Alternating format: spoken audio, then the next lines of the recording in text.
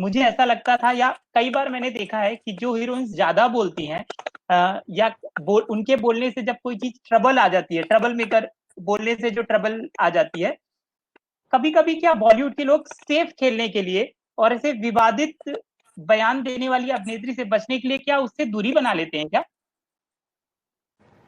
हाँ, ऐसा भी होता ही होगा। मतलब किसी ने आज तक मेरे मुंह पे तो नहीं बोला कि तुम ज्यादा बात करती हो इसलिए हम तुम्हें काम नहीं देंगे, लेकिन अक्सर लोगों ने बोला है कि मेरे शुभचिंतकों ने मुझे बोला है कि यार तुम प्रोड्यूसर्स डर रहे हैं तुमसे और वो। लेकिन मैं ऑनेस्टली मतलब मैं फिल्म इंडस्ट्री को भी दोष नहीं दूंगी, क्योंकि प्रोड्यूसर अपने पैसे लगाता है, तो उसको उसका काम है कि अपने पैसे बचाना और अपने पैसों को सुरक्षित रखना।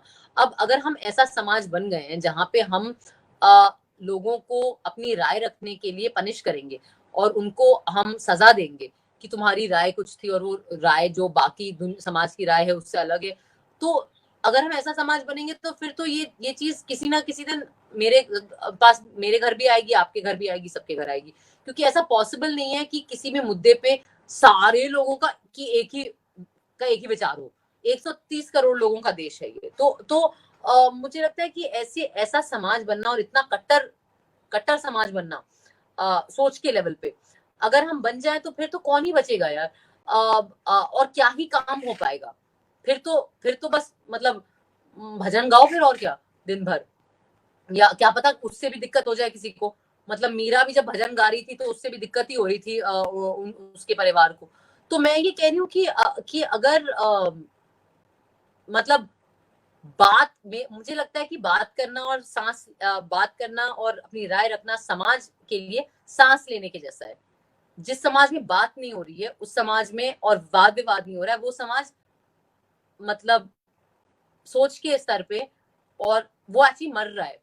जैसा कि चीन में अक्सर चीन के बारे में ये कहा जाता है ना कि वो इतना रिप्रेस्ड समाज है कि वहां का जो रेवोल्यूशन था और जो कल्चरल रेवोल्यूशन था उसने एक्चुअली सोच को मारने का काम किया है। और जो टियाननमेन स्क्वायर में फॉर एग्जांपल हुआ स्टूडेंट्स के साथ कि किस तरीके से जो स्टूडेंट्स डेमोक्रेसी की मांग कर रहे थे टैंक चला दिए गए उनपे। तो अगर इसी तरफ अगर इस टाइप के सोच की तरफ हम अग्रसर हैं तो फिर तो मेरा मानना है कि मुझे क्या काम नहीं मिलेगा, किसी को काम नहीं मिलेगा, कोई कुछ काम कर ही नहीं पाएगा, कोई कहानी बोल ही नहीं पाएगा। तो मैं ज्यादा इसके बारे में सोचती नहीं हूँ, क्योंकि मतलब सोच के क्या हो जाएगा। अब बहुत देर हो गई है चुप होने के लिए भी।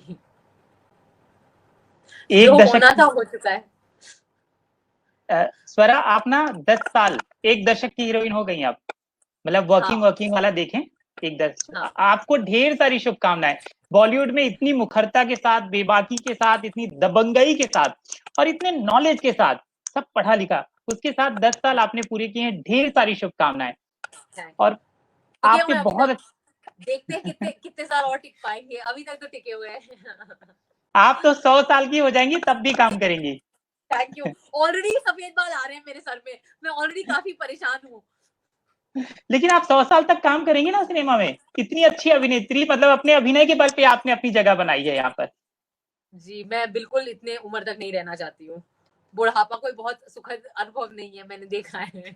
अब ये जो रसभरी जैसा कंटेंट आ रहा है या फिल्में रिलीज हो रही हैं ओटीटी पर, उनको आप देखती कैसे हैं कि ओटीटी पर एक बड़ा सिनेमा रिलीज होना चाहिए कि बड़े कैनवास पर देखना बहुत अच्छा होता है? आपका इस पे, आपकी टिप्पणी, आपकी राय।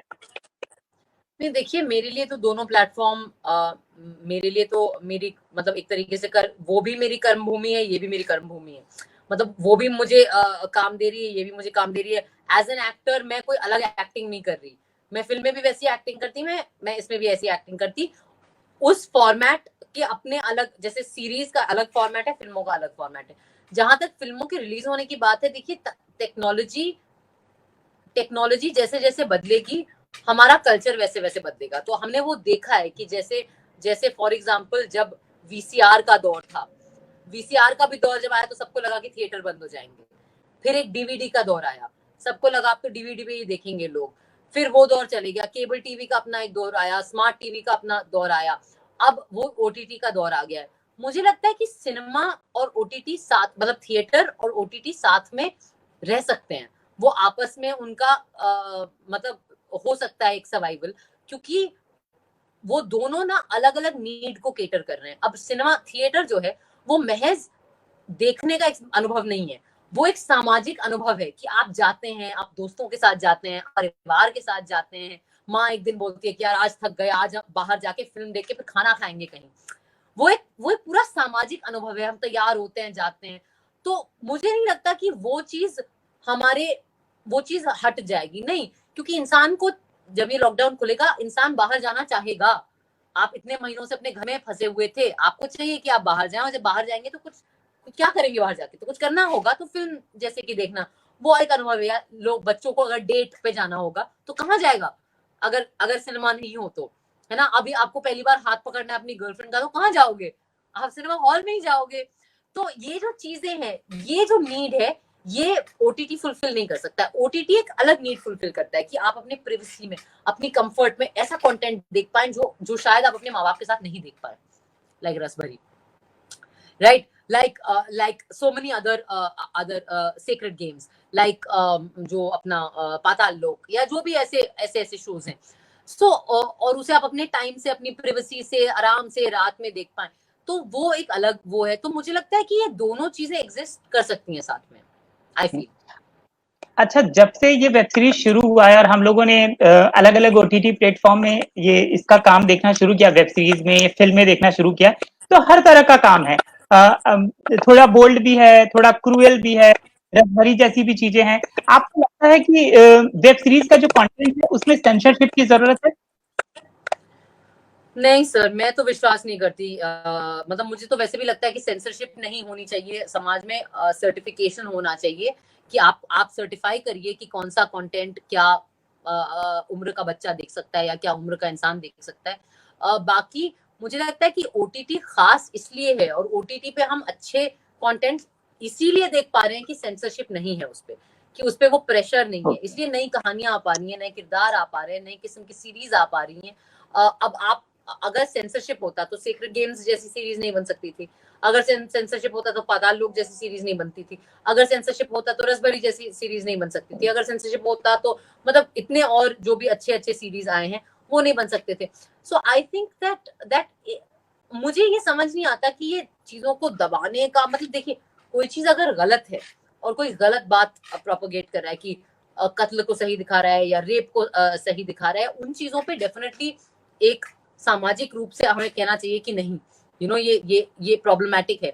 लेकिन मतलब यार किसिंग दिखाना या सेक्स का सीन दिखाना, या ये तो मुझे बहुत ही बचकाना लगता है इन चीजों पे इस तरीके से सेंसरशिप रखना। आप अगर नहीं चाहते कि आपके बच्चों पे बुरा असर ना पड़े तो आप मत दिखाओ ना ऐसी चीजें बच्चों को। क्या जरूरत है एडल्ट कंटेंट दिखाने की बच्चों को, मुझे समझ नहीं आता मुझे। तो आई थिंक कि सेंसरशिप का जो डिबेट है ना, उसको हमें बड़े ध्यान से एक्चुअली डील करना चाहिए, क्योंकि वो पार्ट मतलब वो चीज जब एक्सट्रीम पे जाती है ना तो फिर ईरान जैसा हाल होता है।